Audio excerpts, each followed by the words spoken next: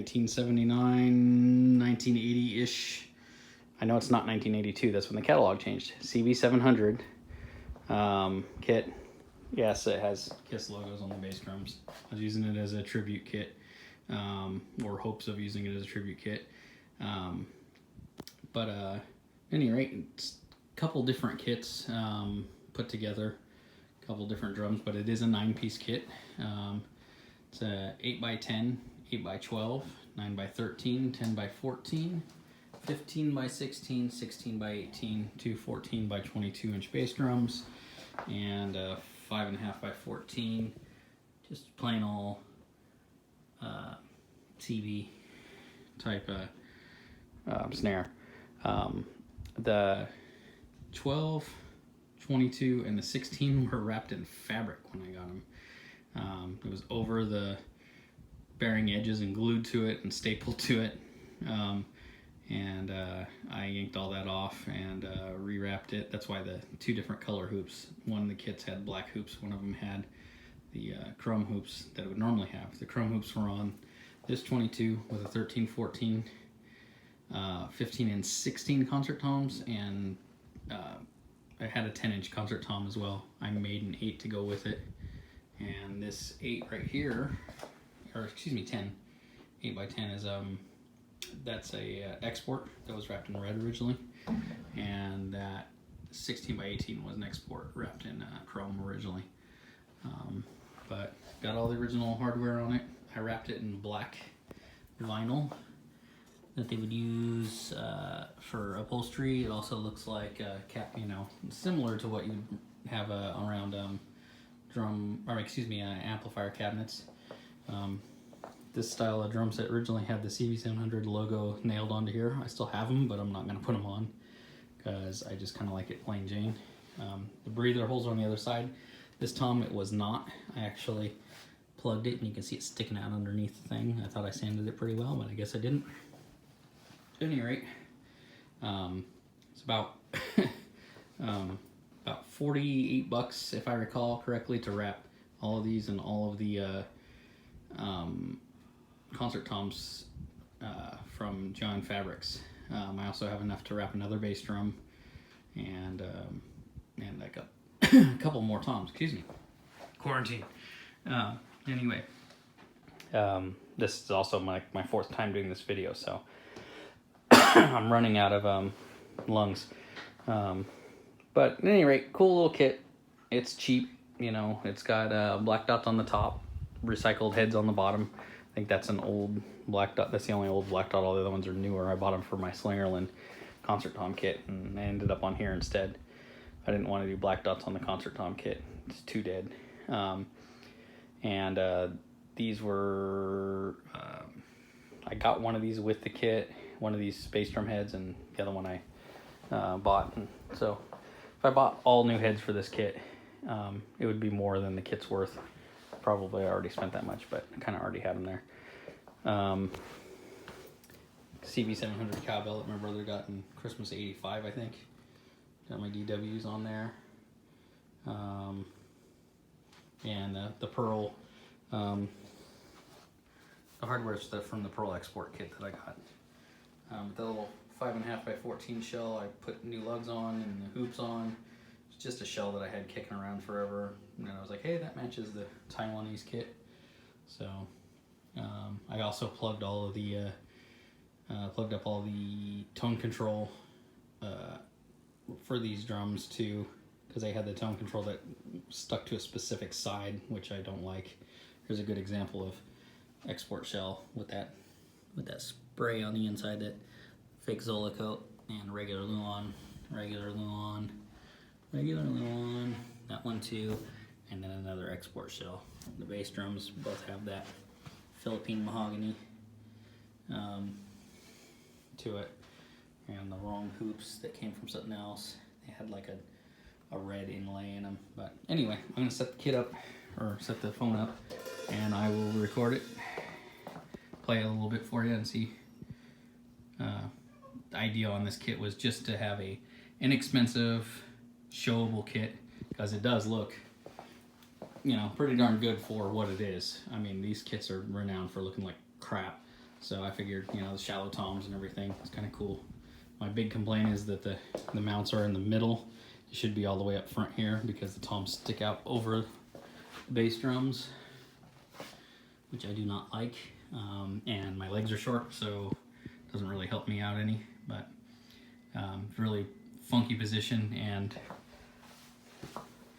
the other thing I don't like is the, you know, on 9-piece kits, 10-inch tom all the way over there in the way of the hi-hat.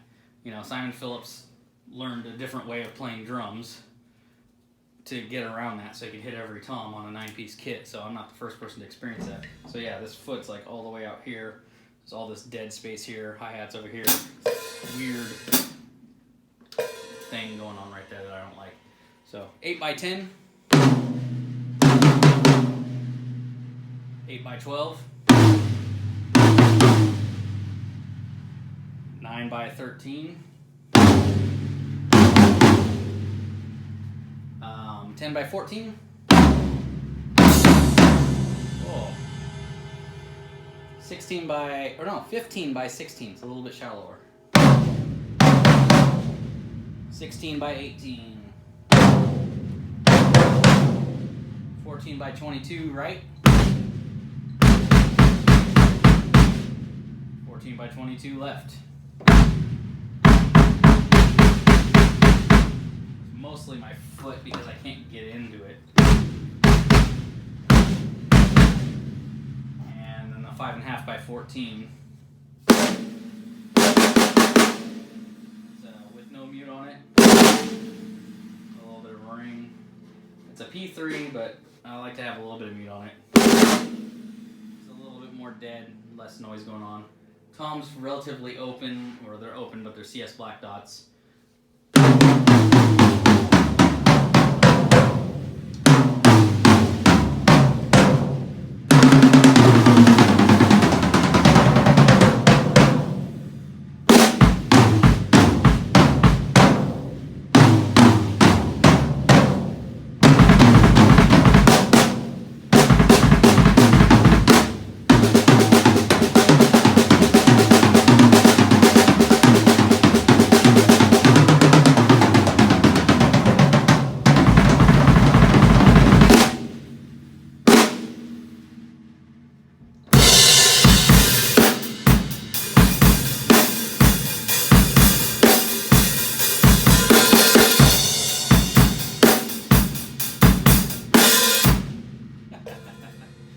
It's a little bit of,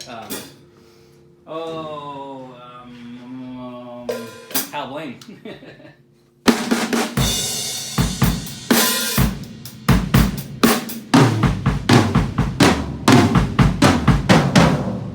You know that one?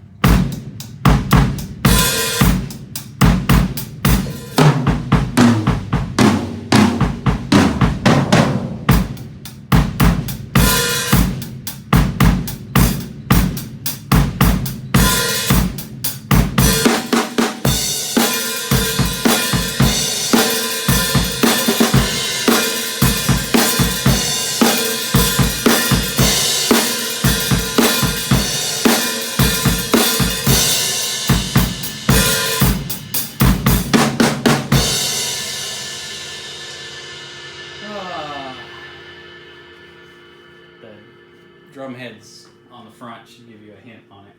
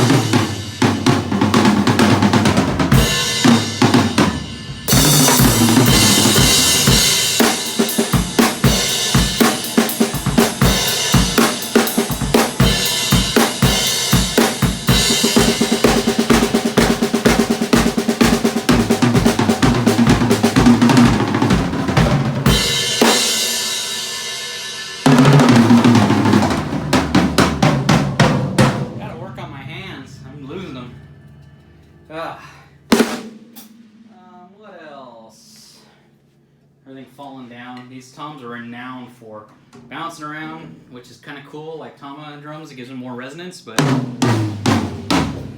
big problem is that the little ball and socket strips out. It gets dented from the key rod getting burrowed into the ball, and then it just strips all out. So I always feel like borrowed time, but I really don't. I kind of pull my punches anyway. I've never been somebody that plays through. Snare drum I do on the rim shot. I'm pretty renowned for hitting that pretty good.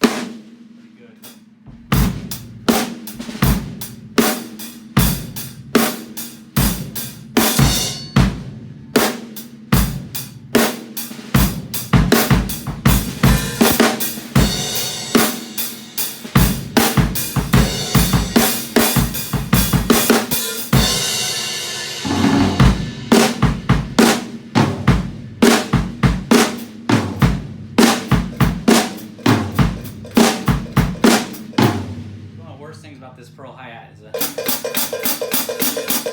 it comes back up and hits. Plunk, plunk, plunk, plunk. Sounds horrible.